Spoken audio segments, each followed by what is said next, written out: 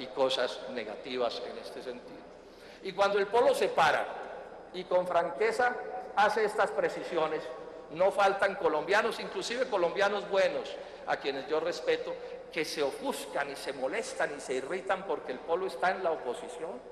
Porque en Colombia está la perversión del pensamiento político, que hay compatriotas que creen que oponerse, que estar en desacuerdo, que tener otros puntos de vista es un delito. Pésima herencia del Frente Nacional cuando eso se auspició desde la propia jefatura del Estado. Un país donde se ha matado a sectores inmensos de la oposición por estar en la oposición. Un país absolutamente intolerante, y uno de los propósitos de este debate es que los colombianos entiendan que las causas que nosotros defendemos son nobles y que es parte de nuestra decencia y de nuestra honradez no estar con el proyecto de la unidad nacional. Para el Polo sería más fácil entrar a la Gran Manguala. Estemos seguros que nos correrían ríos de leche y miel desde los ministerios y desde la propia presidencia de la República, pero tenemos posiciones de principios, tenemos creencias en las que no cedemos. Y si uno mira el mundo civilizado, ¿cómo es? En Estados Unidos gana el Partido Demócrata y los republicanos están en la oposición. En estos días alguien le pedía al presidente Obama una ley sobre migrantes y Obama decía no puedo porque no tengo votos suficientes en el Congreso. ¿Y saben cuántos votos le faltaba? 1.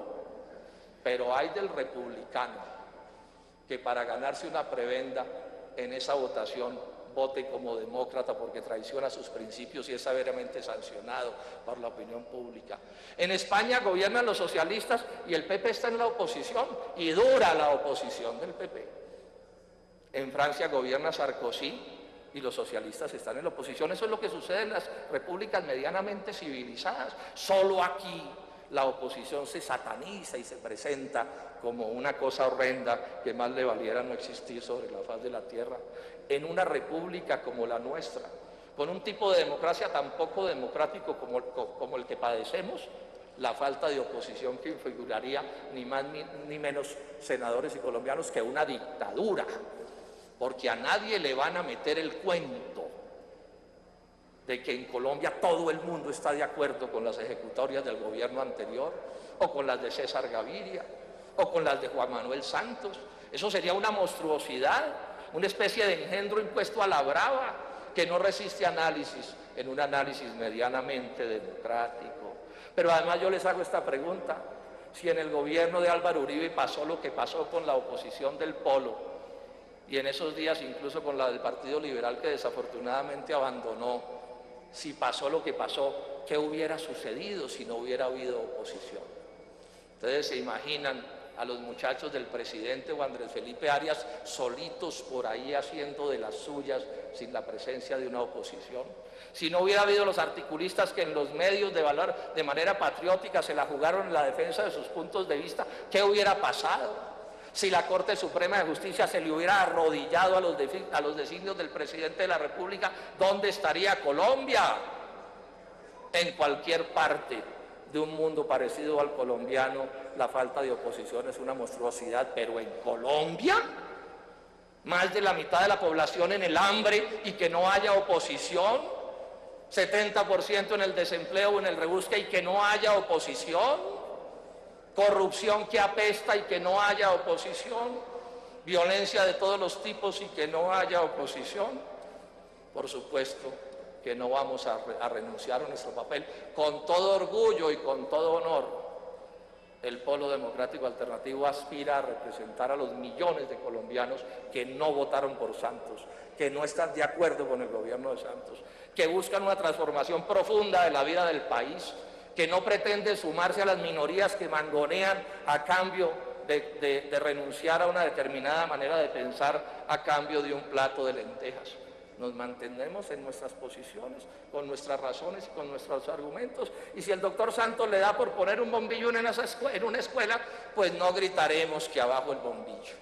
Y si suceden cosas como la que sucedió en estos días en que se tomó la determinación de sustituir la diplomacia de los gritos y del micrófono por una diplomacia diplomática medianamente civilizada, privada para tramitar las diferencias, porque no se trata que no se tramiten las diferencias entre Colombia y los países vecinos. El Polo Democrático Alternativo aquí desde hace 20 días en esta corporación dijo que compartíamos ese punto de vista.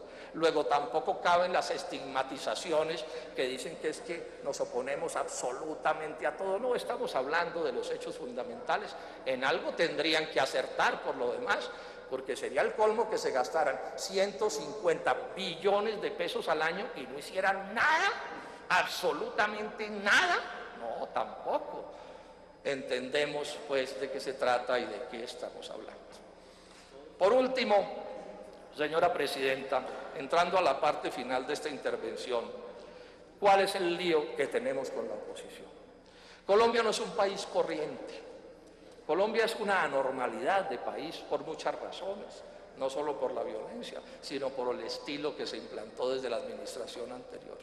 Nosotros tuvimos en los 8 años anteriores un presidente que nos catalogó a los senadores del Polo como terroristas vestidos de civil, que señaló que Gustavo Petro, en ese entonces el principal senador del Polo, era amigo, socio o lo que fuera de la guerrilla, que dijo que Samuel Moreno, nuestro alcalde de Bogotá, también tenía componentes con las FARC.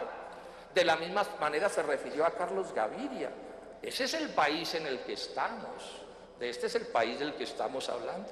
Es el país en el cual, dice la Fiscalía, en el DAS se montó una empresa criminal. Empresa criminal es una frase de la Fiscalía, no mía, para perseguir a la Corte Suprema de Justicia, a la Corte Constitucional, al sindicalismo y al Polo, y también a dirigentes del Partido Liberal. En el caso del Polo, el DAS debía, primero, dividir al Polo. Segundo, están los documentos. Segundo, meter la mentira que los del Polo éramos de las FARC. Y tercero, insistir en que la alcaldía de Bogotá era una alcaldía corrupta. Todo eso montado como una conspiración dentro de esa organización. De eso es de lo que estamos hablando.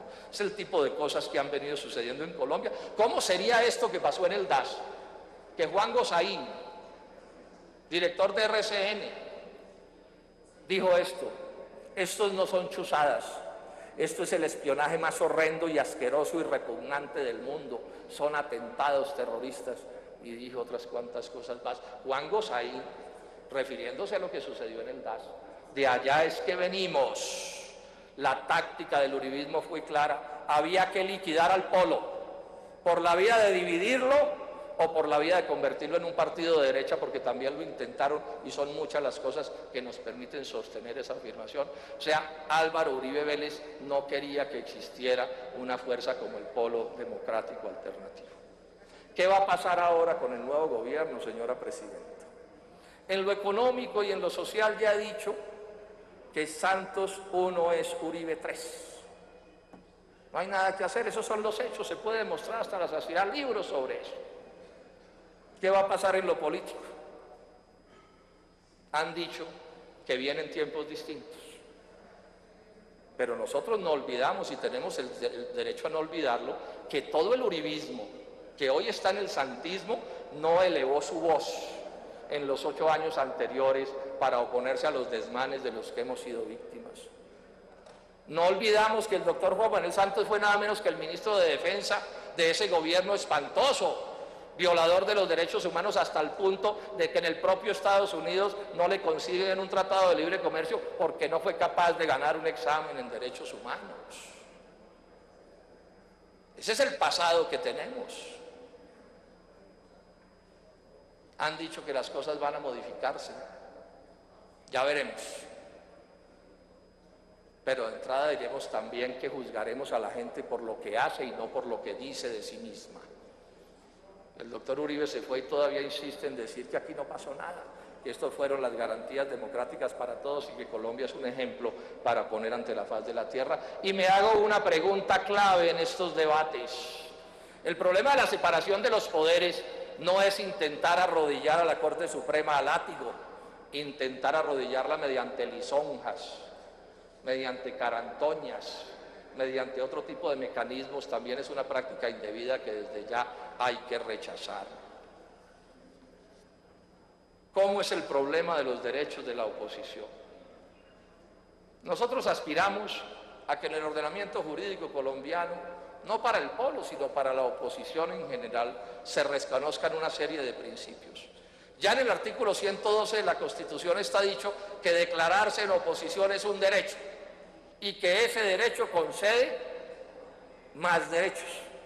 Uno de los que concedía era tener representación en el Consejo Electoral. Pues bien, el uribismo en el 2003 aquí en esta corporación desmontó ese derecho para poder montar en el Consejo Electoral una manguala de oficialistas y para excluir particularmente a lo que podía ser la representación de la izquierda democrática.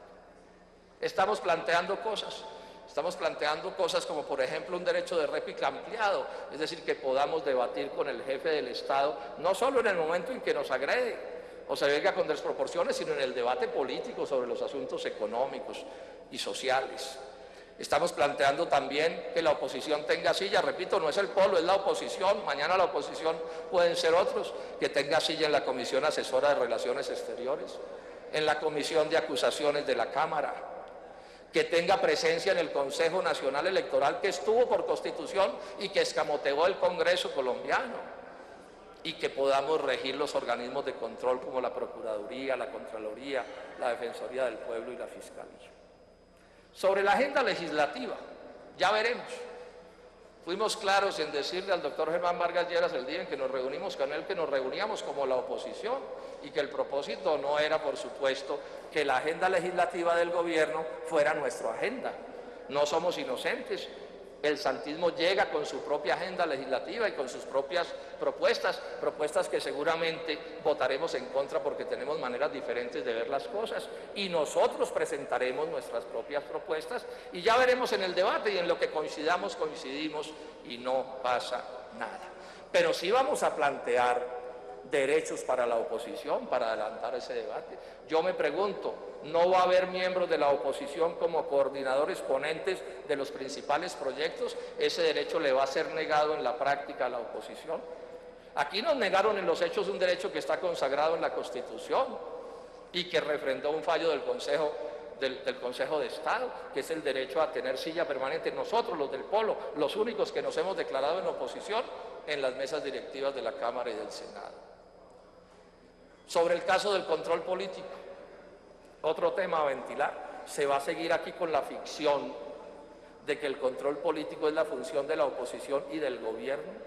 Mira, aquí se va a seguir con la ficción de las mayorías santistas de que ellos son gobierno y oposición. O sea, que consiguen los votos mediante contratos, puestos, canonjías, cosas indicativas de dónde se gasta la plata del Estado, y además los consiguen parándose aquí cada 15 días y echándose un discurso opositor, tiempo que le arrebatan al polo democrático alternativo, que es la fuerza que de verdad está en la oposición. Todos estos temas se deberían tratar. Pero sobre todo, y con esto termino, señora Presidenta,